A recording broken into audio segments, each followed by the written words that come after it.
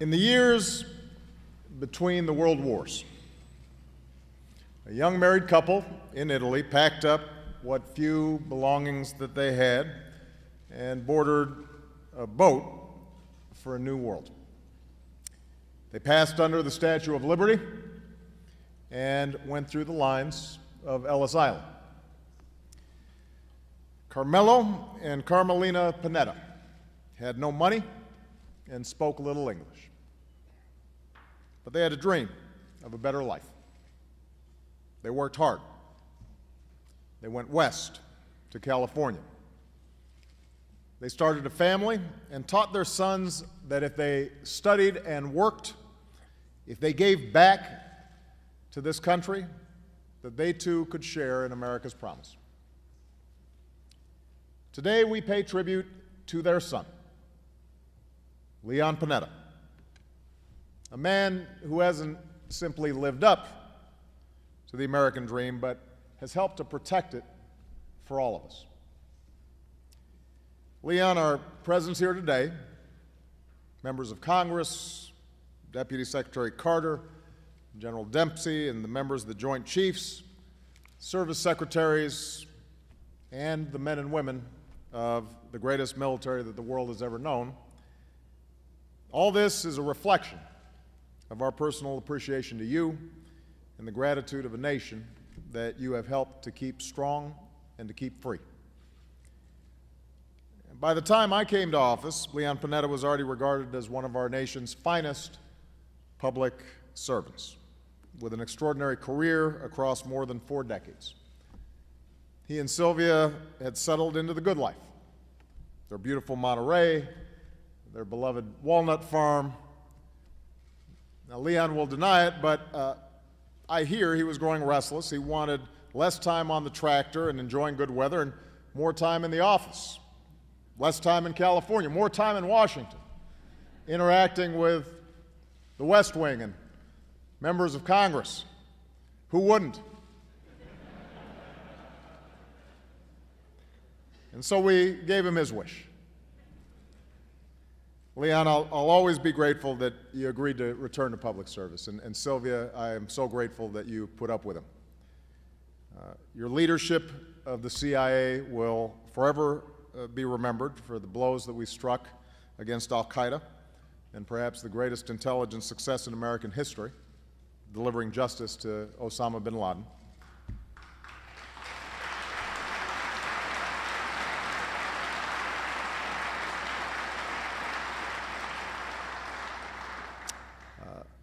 By then, Leon had every right to expect that he could return home, and I'll admit that when we first asked him to stay on and lead the Pentagon, his answer was simple: no. But I kept asking. I am persistent. That's how Michelle married me. I just kept at it, and it is a testament to Leon's patriotism, to his sense of duty, that he agreed to serve on this one last tour. And perhaps it was the memory during World War II of his parents opening up their homes to GIs headed for the Pacific. Perhaps it was because Leon served himself as a young lieutenant in the Army. Perhaps it was the experience of watching his youngest son deploy to Afghanistan. What we do know is this: as our nation's 23rd Secretary of Defense, every action Leon Panetta has taken, every decision that he has made, has been with one goal in mind: taking care of our sons and our daughters in uniform and keeping America safe. And just think of the progress under his watch. Because we ended the war in Iraq and are winding down the war in Afghanistan, our troops are coming home, and next year our war in Afghanistan will come to an end. We've put the core of al-Qaeda on the path to defeat, and we've been relentless against its affiliates. Because we have a sacred obligation to our troops to take care of them like they've taken care of us, we're improving treatment for our wounded warriors, stepping up support for our military families, and doing more than ever to help our newest veterans transition to civilian life. And that includes the jobs our veterans need as we do some nation building here at home. Because we believe in opportunity for all Americans, the tenure of Secretary Leon Panetta, this son of immigrants, this first generation of American, will be remembered for historic progress in welcoming more of our fellow citizens to military service, for the formal and final repeal of Don't Ask, Don't Tell, for opening combat roles to our incredible women in uniform. In short, for making our military and our nation that much stronger. Because we forged a new defense strategy, we'll be better prepared for the future, better prepared to meet the threats that we face without larger military footprints, better prepared against cyber attacks, better prepared to advance our interests in the Asia-Pacific region, and after more than a decade of war, better prepared for the broadest range of contingencies. Keeping us prepared will be the mission of my nominee to be the next Secretary of Defense, a combat veteran with the experience, judgment, and vision that our troops deserve, Chuck Hagel. And since we are now just weeks away from deep automatic cuts to federal spending, including defense, let me say this: there is no reason for that to happen. Putting our fiscal house in order calls for a balanced approach, not massive, indiscriminate cuts that could have a severe impact on our military preparedness. So here today, for the sake of our prosperity, for the sake of all these men and women in uniform and all their brothers and sisters in uniform that they represent, now's the time to act, for Democrats and Republicans to come together in the same spirit that Leon Panetta always brought to public service, solving problems, not trying to score points, doing right for the country, not for any particular political agenda, sustaining our economic recovery, balancing budgets, Leon knows something about it, but also maintaining the finest military in history. Leon, this too will be part of your legacy, for no one has raised their voice as firmly or as forcefully on behalf of our troops as you have. You've served with integrity and decency and grace. You're a reminder of what public service ought to be. You've led with heart, and you've led with humor. Indeed, they say that you've never seen our wounded warriors smile as wide or heard them laugh as loud as when they get a visit from their Secretary of Defense. And whatever the challenge, Leon, you always give it to us straight, sometimes in words that can't be repeated here in public. Today, we want to make sure to thank Sylvia and the entire Panetta family for sharing their husband, their father, and their grandfather with the rest of us, for sharing Bravo, the first dog of the Pentagon. Sylvia, Leon's service has also been your sacrifice, and we promise this time he really is coming home. Leon, from your first day in uniform until today, your dedicated service to America has spanned nearly 50 remarkable years.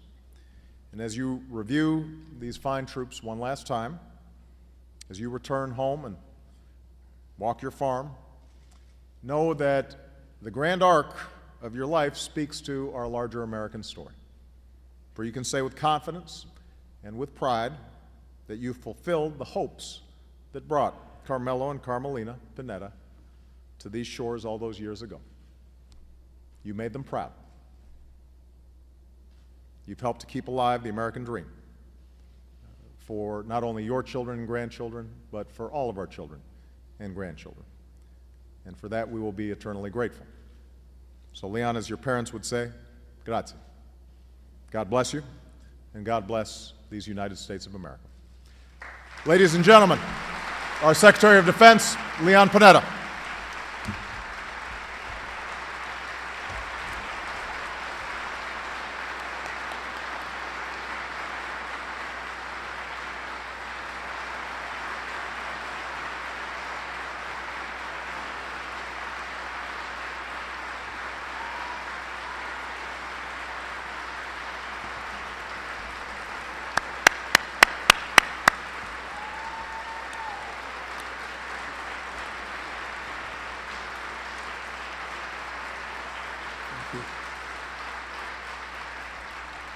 Thank you very much. Mr. President, I'm deeply touched by your moving words about me, about my family, more importantly, about the men and women who serve in the Department of Defense. All of us are truly honored by your presence, and I thank you.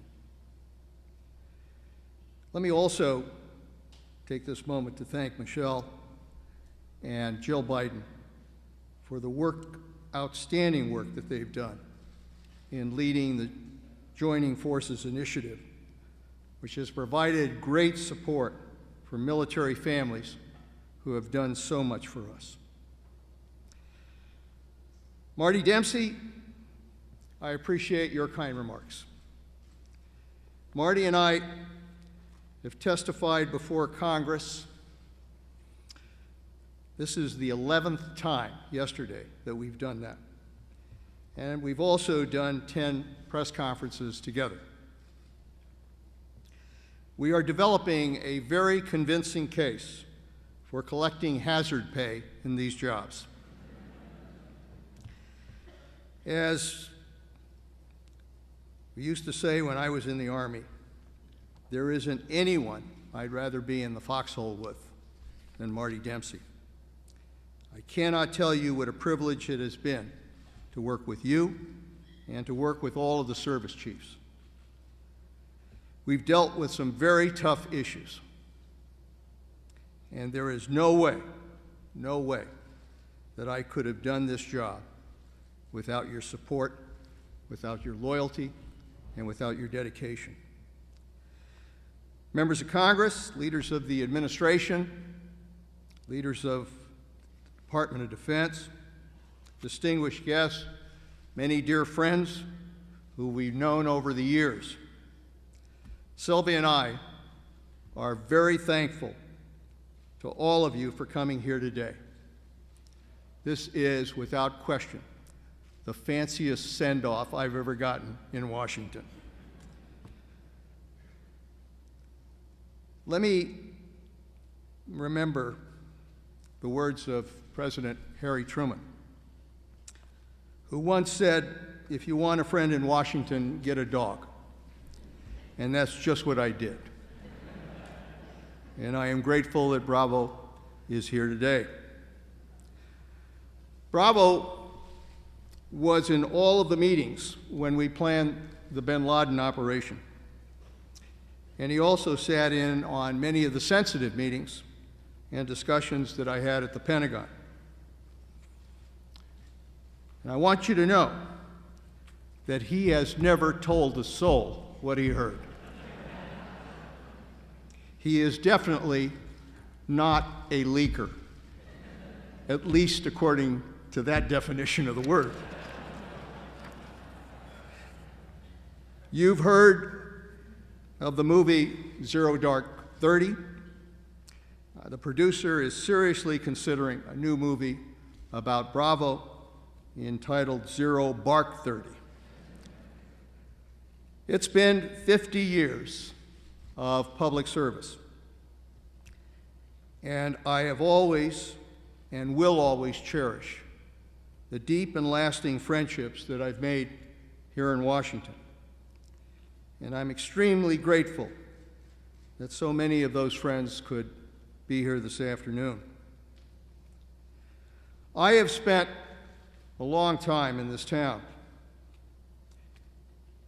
As the son of immigrants, as the President pointed out, I have truly lived the American dream. Being an Italian American in Congress at senior levels in the executive branch has been, for me, a very unique experience. I have never lost my awe by the sight of the Capitol and the White House at night. It still is a very special experience.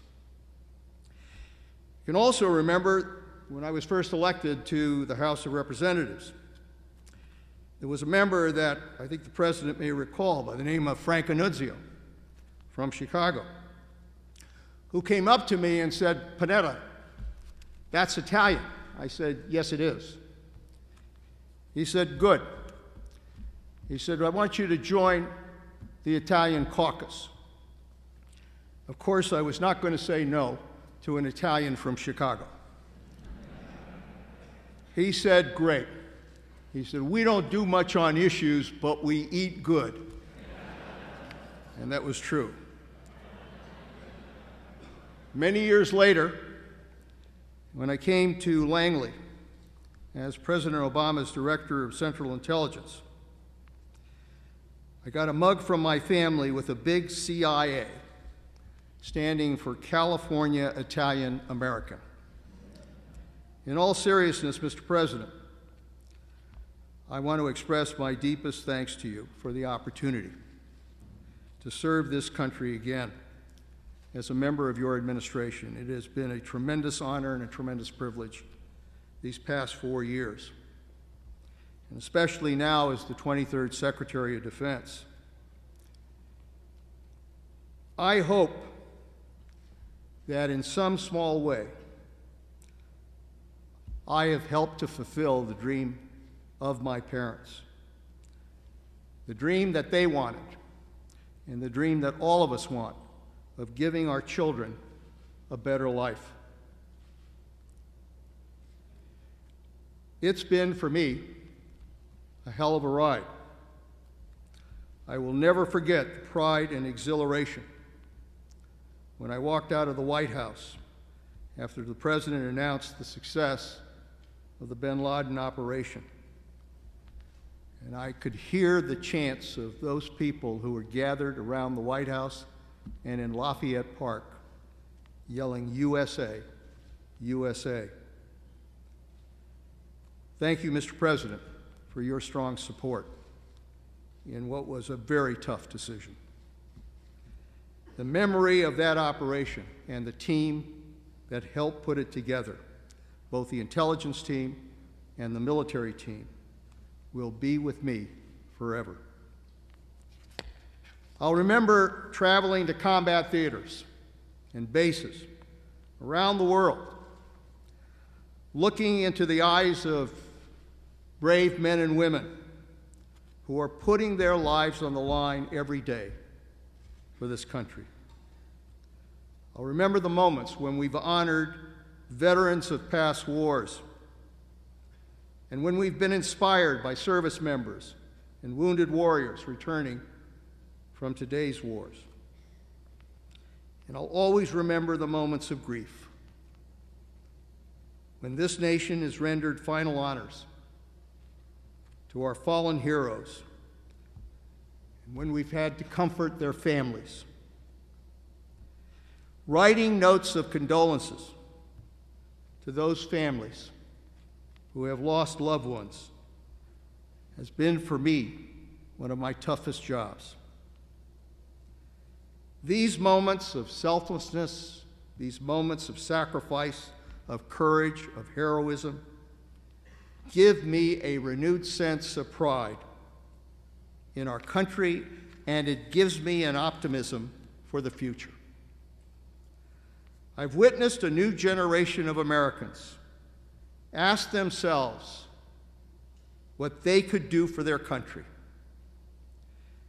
And I have seen the profound difference that talented men and women with a sense of duty and sacrifice can make in the life of this nation and in the life of our world. For more than a decade of war, our democracy has depended on the men and women of the United States military to bear the awesome burden and to preserve our freedom. They have done everything the nation asked them to do, and more. And I will have no greater honor in my life than to have been able to lead them as Secretary of Defense. I learned a long time ago that there's not much you can accomplish in Washington on your own. You need a team behind you. And at the Department of Defense, I've been blessed with an exceptional team, from senior civilian and military leaders all the way down the chain of command.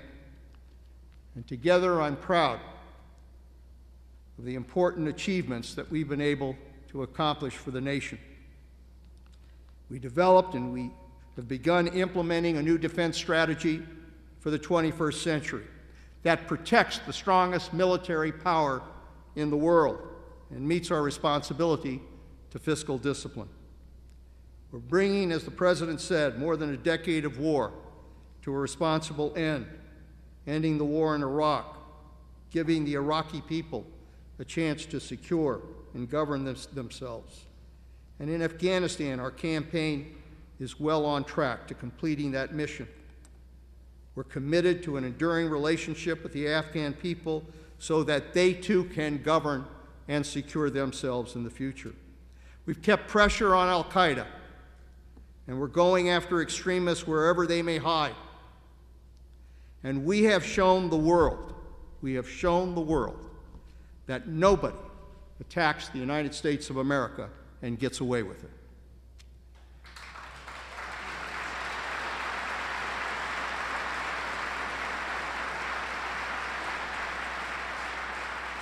We are keeping faith with and caring for our returning veterans and wounded warriors. I am particularly proud that we have expanded opportunities for everyone to serve in our military. In a democracy, everybody should be given a chance to meet the qualifications needed to serve this country. This is a basic value that we fight to protect.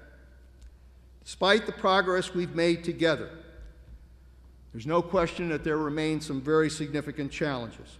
The dangers and instability abroad, budget constraints, political gridlock here at home. But one thing I have learned is that you cannot be involved in public service and not be optimistic about the future. I am confident that under the leadership of the President and the leaders in the Congress, that we can and we must stay on the right path to build the military force we need for the 21st century.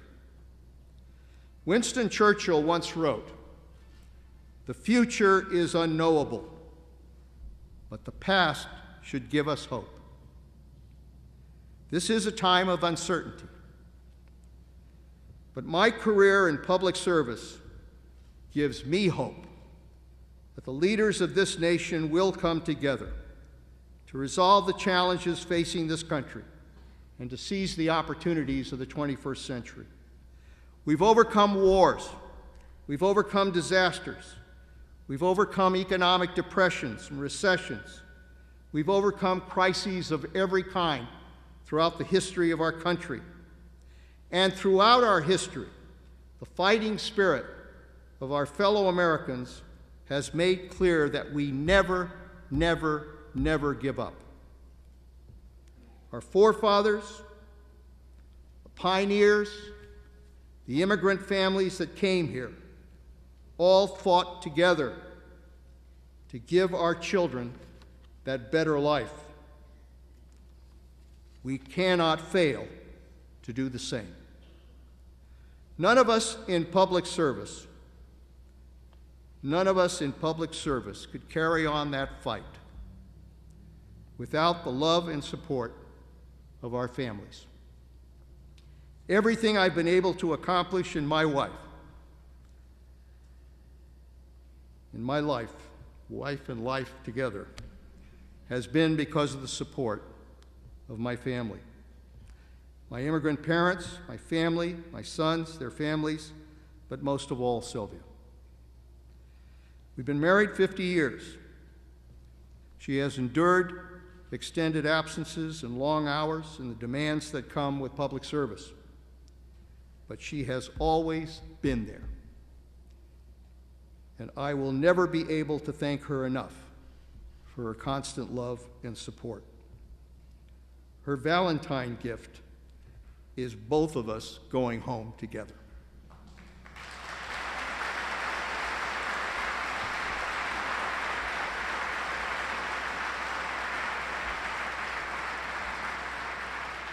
It has been the honor of my life to have served in the position as Secretary of Defense. And wherever I go, whatever I do, I will thank God every day for the men and women in this country who are willing to put their lives on the line for all of us. They have responded to the call of the bugle with courage and with selfless dedication to country. My prayer as I leave is that we all have the same courage and dedication to protecting our nation, the United States of America, the home of the free and the brave. God bless America, God bless you, and God bless the men and women in the Department of Defense.